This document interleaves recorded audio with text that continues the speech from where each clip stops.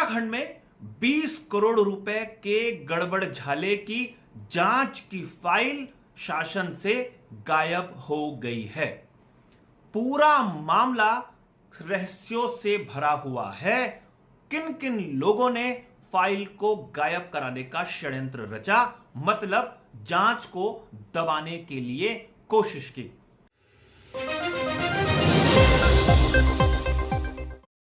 नमस्कार, मैं हूं मनमोहन भट्ट। एक घोटाला हुआ 2015-16 में। 15-16 यानी कांग्रेस की सरकार, यानी मुख्यमंत्री हरीश रावत। उत्तराखंड की एक एजेंसी है जो बीजों को प्रमाणित करती है कि यह बीज किस प्रकृति का है, किस प्रजाति का है और इसको अगर पैदावार किसान करेगा तो इससे क्या फायदा होगा, कितना लाभ, कितनी बढ़िया फसल हो सकती है, जो ना सिर्फ उत्तराखंड में बल्कि अलग अलग राज्यों के किसानों को दिया जाना था। लेकिन एक लैब है हल्द्वानी में जो बीजों को प्रमाणित करती है। उस लैब ने इस बीज के सैंपल को फेल कर दिया और बता दिया कि यह बीज उन्नत किस्म का नहीं है और किसानों को इससे बहुत ज्यादा फायदा नहीं होगा। अब एक स्कीम लागू की गई थी कि 1.5 कुंतल पर आधा कुंतल फ्री, लेकिन यह बीज शायद नहीं दिया गया किसानों को। अब अगर यह बीज किसानों को नहीं दिया गया तो इसका कारण स्पष्ट था कि यह उन्नत किस्म का बीज नहीं है। लेकिन विभाग के अधिकारियों की मिलीभगत से यह 85 कुंतल बीज आटा मिलों तक पहुंचा दिया गया। कुछ डिस्ट्रीब्यूटर्स के सहायता से, कुछ चुनिंदा व्यापारियों के सहयोग से आटा मिल तक यह बीज पहुंच गया। अब आटा बनकर बैग में भरकर यह बीज खुले बाजार में बिक भी गया और इस पूरे खेल में विभाग के कई अधिकारी शामिल थे और अधिकारियों के पीछे कई सफेदपोश शामिल थे। इस बात का खुलासा जब हुआ तो मामले की जांच होनी शुरू हो गई और हरीश रावत की सरकार भी 2017 आते आते चली गई और अब बागडोर उत्तराखंड की त्रिवेंद्र सिंह रावत के हाथ में आ गई।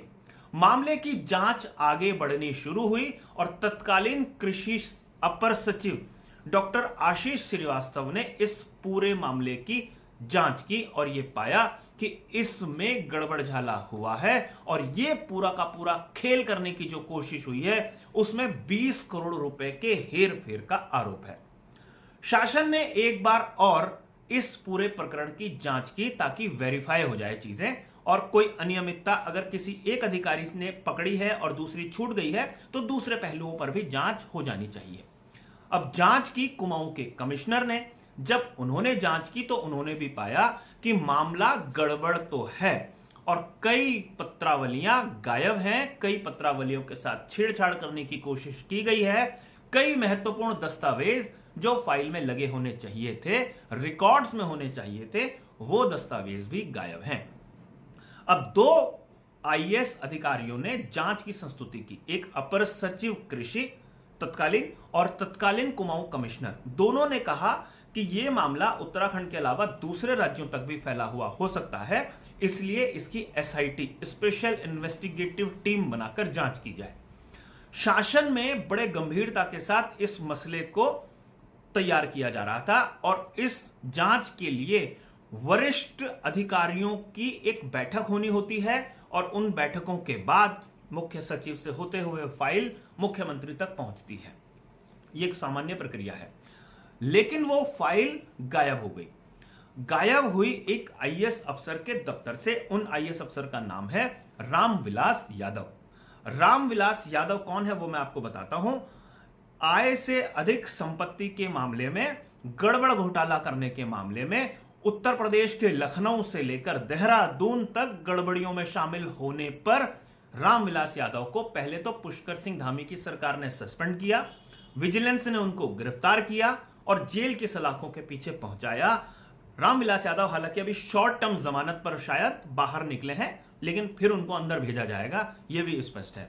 और ईडी, एनफोर्समेंट डायरेक्टरेट जिसे कहा जाता है, प्रवर्तन निदेशालय, उस प्रवर्तन निदेशालय ने भी रामविलास यादव की संपत्ति को जब्त करने की, अटैच करने की कार्रवाई शुरू कर दी है। तो रामविलास यादव साहब के दफ्तर से वो फाइल गायब हो गई। आखिरी बार उन्हीं के दफ्तर में वो फाइल पकड़ी गई थी। अब यहां पर दो सवाल इकट्ठे होते हैं। एक, आखिर वो कौन से लोग थे जो इस गड़बड़ झाले में फंस रहे थे, और दूसरा, क्या उन्हीं लोगों ने इस फाइल मूवमेंट को रिस्ट्रिक्ट किया, इस फाइल को रोका, ताकि ये सचिव से होते हुए, प्रमुख सचिव से होते हुए, मुख्य सचिव से होते हुए मुख्यमंत्री तक ना पहुंचे और कोई जांच इनिशिएट ना हो। षड्यंत्र तो है, ये स्पष्ट हो चुका है, और इस षड्यंत्र का खुलासा हुआ सूचना आयोग में। हरिशंकर पांडे हैं, कृषि अधिकारी संघ के पूर्व महामंत्री हैं। उन्होंने वास्तव में इस गड़बड़ झाले को शायद अपनी आंखों के सामने होते हुए देखा, और गड़बड़ झाले के संदर्भ में उन्होंने सूचना अधिकार के अंतर्गत सूचना मांगी। सूचना उन्हें नहीं मिली क्योंकि कई लोगों के फंसने की आशंका थी, लेकिन पांडे साहब पहुंच गए सूचना आयोग, और यह मामला पहुंच गया सूचना आयुक्त योगेश भट्ट के पास। वहां पर इस प्रकरण पर गंभीरता के साथ बहस हुई और पता चला कि फाइल मूवमेंट पिछले 2 वर्षों से रुका हुआ है। उसके बाद योगेश भट्ट ने भी कड़े अंदाज में आदेश जारी किए और मूल पत्रावलियों के साथ रजिस्टर जो होता है, मूवमेंट रजिस्टर, फाइलों का जो मूवमेंट रजिस्टर या डायरी जो होती है, उसके साथ सितंबर में तलब कर लिया है विभाग के अधिकारियों को, और कृषि सचिव को भी इस पूरे गंभीर मामले की जांच के निर्देश जारी कर दिए गए हैं। अब यह देखना काफी महत्वपूर्ण है कि यह जो गड़बड़ झाला हुआ था, यह वास्तव में किन लोगों की देखरेख में हुआ था, किन लोगों ने यह घोटाला किया था, और जिन लोगों ने घोटाला किया था उनके पीछे वास्तव में कौन लोग थे।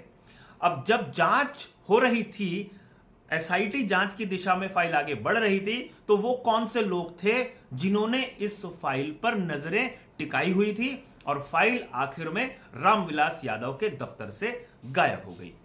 जब वर्तमान सरकार, पुष्कर सिंह धामी की सरकार, इस पूरे गड़बड़ झाले की जांच करेगी, तो शायद दूध का दूध और पानी का पानी हो जाएगा, और हरीश रावत के समय से जो घोटाला चलता हुआ आ रहा था उसका शायद पटाक्षेप हो जाएगा, और यह पता चल जाएगा किन लोगों ने बीजों को नष्ट करने के बजाय खुले बाजार में बेच दिया, वो कौन लोग हैं जिन्होंने इस गड़बड़ झाले से मुनाफाखोरी की, पैसे बनाए, और वो कौन लोग हैं जिन्होंने फाइल को रुकवा दिया।